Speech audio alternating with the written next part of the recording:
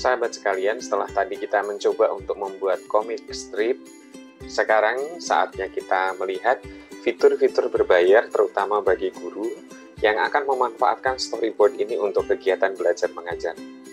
Kita ikuti langkahnya satu demi satu. Langkah untuk masuk ke dalam panel guru, kita bisa manfaatkan langkah pertama tadi, masuk ke dalam storyboard, kemudian ke dalam badan laman utama storyboard. Setelah masuk, di bagian kanan sebelah atas ada free trial for teacher. Jadi itu dimanfaatkan untuk membuat storyboard atau mengajar tentang beberapa materi yang sudah disiapkan di dalam edisi free trial ini. Ya, jadi kita bisa manfaatkan. Setelah masuk, akan tampak beberapa fitur yang menarik menurut saya, karena kita bisa tautkan juga ke Google Classroom. Tampak pada layar, misalnya ini, ya, jadi kita bisa setting kelas sesuai dengan kebutuhan kita.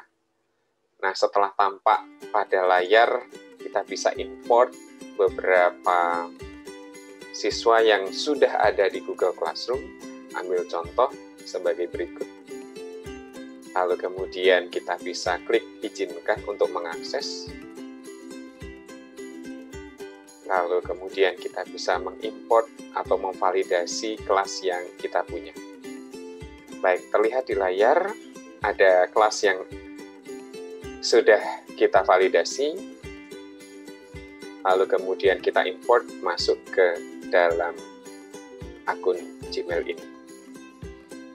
Baik, ini sudah sukses mengimport satu kelas dengan 6 siswa yang ada di situ. Baik, kita bisa mulai misalnya ketika kita sudah masuk pada dashboard ini, di bagian bawah kita bisa manfaatkan beberapa fitur yang sudah tersedia. Misalnya saja, kita bisa setting beberapa informasi yang dibutuhkan.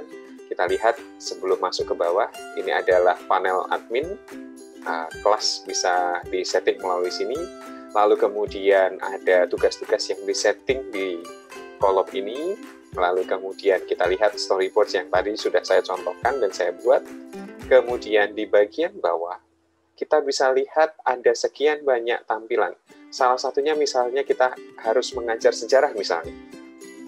Ya, untuk high school atau untuk sekolah menengah atas, ada beberapa project yang menarik dan template-nya sudah tersedia. Misalnya saja ketika kita harus mengajar tentang revolusi Prancis misalnya. Maka tampak seperti pada layar, ada beberapa aktivitas yang tersedia. Misalnya kita akan melihat tentang Napoleon Bonaparte. Nah, ini dia tentang Napoleon Bonaparte. Tampil dalam bentuk infografis dan kita bisa lihat dari dekat. Siapakah Napoleon Bonaparte itu?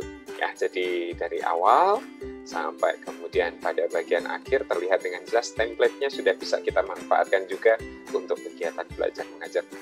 Inilah fitur yang bisa kita manfaatkan untuk free trial selama 2 minggu.